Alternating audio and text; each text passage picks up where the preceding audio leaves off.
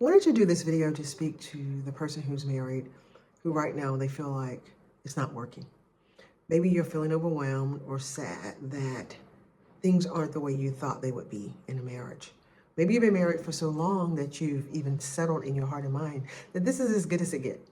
So you just kind of hang in there, push through, just find this complacency instead of thinking that you can renew that excitement that you used to have.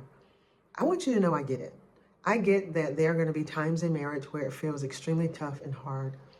I think the worst time or the worst feeling to get many times is when we begin to feel this disconnection, disengagement, and indifference, right? When you start feeling like nothing you do matters, no matter how often you say it, they don't get it.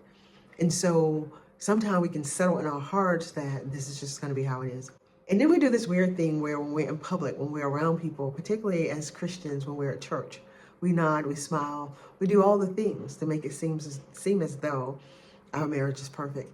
Because the one place we should be able to run to for help, the church family, Christ, there's some shame around being a Christian and being married and admitting that this isn't going well.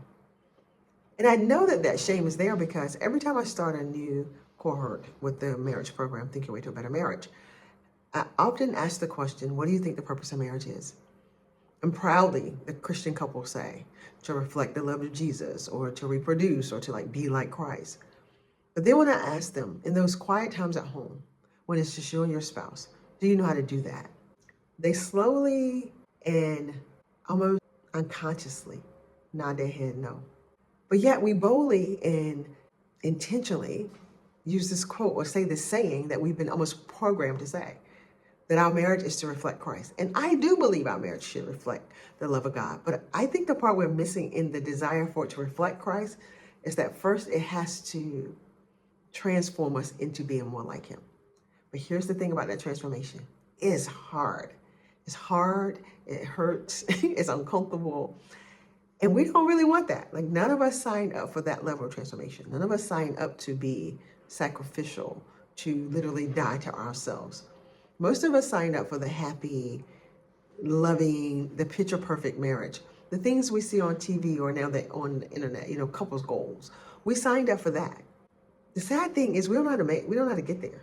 We don't know how to be the pretty pictures that we know how to create on Facebook or Instagram or TikTok.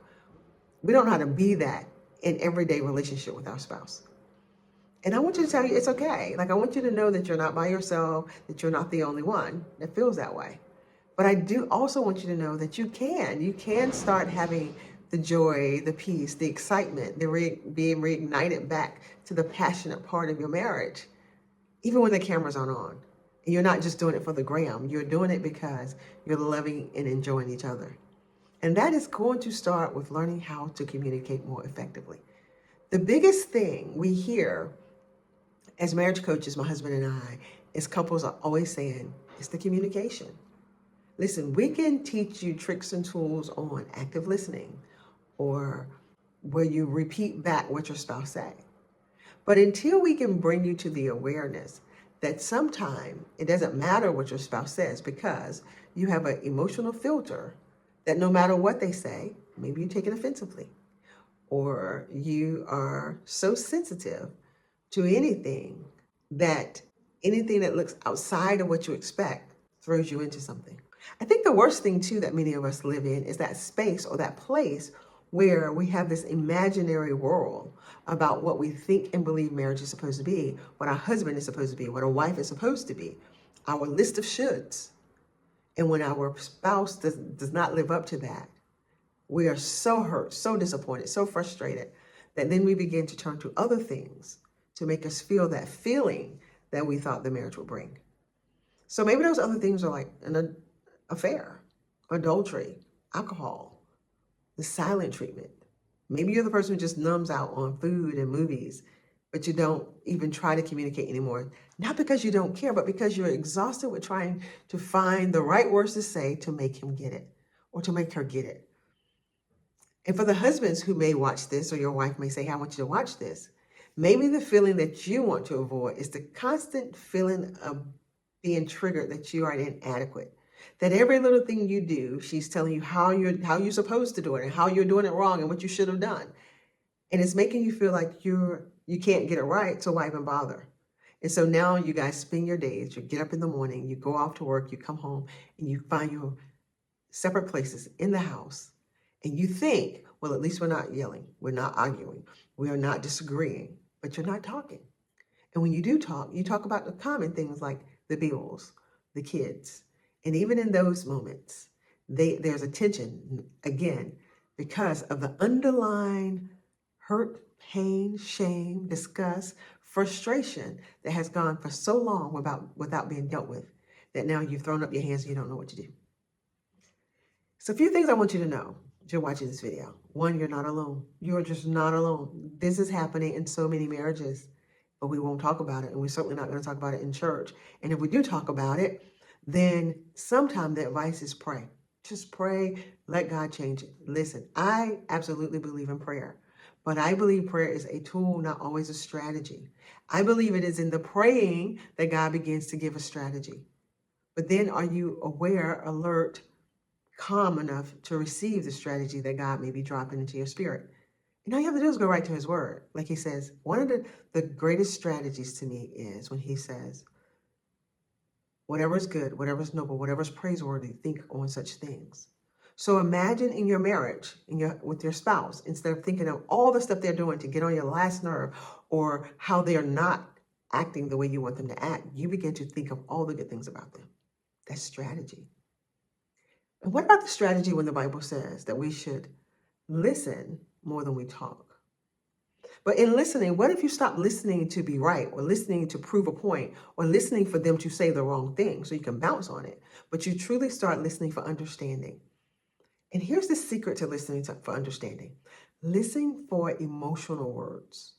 Sometimes people are so disconnected and disengaged with their emotions, their conversation sounds like things like, I think you don't like me.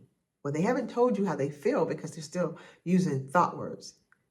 It seems like to me, no matter what I do, I can't get it right. Well, when people say that, what are they really saying? So this is when you're listening for understanding, but they're not communicating what's really happening.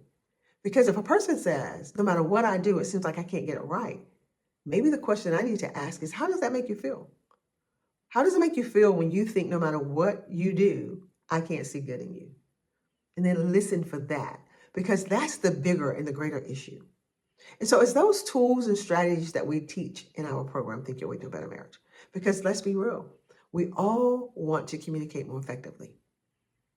And many of us have listened to the podcast or read the books about active listening, or listening for understanding, or speaking from the eyes. But how hard is it to do that when you don't have your own emotional language or self-awareness about who you are? And that's what we teach. So, one, I want you to have a marriage that's exciting and fun and loving, and you feel connected to your spouse. Because I think there's nothing worse than being married for a really long time, only for the sake of saying you're married. It's kind of like that Boy George song that says, time won't give you time. In time, each lover feels that they have something real, but all they really have is time. I want you to have something real, not just the time of like, I've been married for 30 years. Well, do you like your spouse? You're indifferent. No, you can be married for 30 years, and maybe you've been married for the last 25 or the last 15, and it hasn't felt so great. It's never too late to get the tools and the strategies you need to reignite the part inside of you that made you fall in love with your spouse. And I just want to help you do that. So I want to say, if this sounds like something that you need help with, make sure to go to my website, verythoughtfullife.com. Don't suffer in silence. There doesn't need to be any shame around being a Christian couple and not having a loving, peaceful marriage. You just need some tools and strategies. And more importantly, if you're going to allow yourself to be in bondage to the shame, know that the enemy is winning. And we do not want the enemy to win over our marriage. Because, as we talked about earlier, our marriages are to reflect the love of God on this earth. But in order for it to do that, He has to make Christ greater inside of us than we are in ourselves. And marriage is a real cool place to learn to die to yourself. All right. Thank you so much for watching. Will you do me a favor? Would you like, share, and comment on this video? Let me know your thoughts. Peace.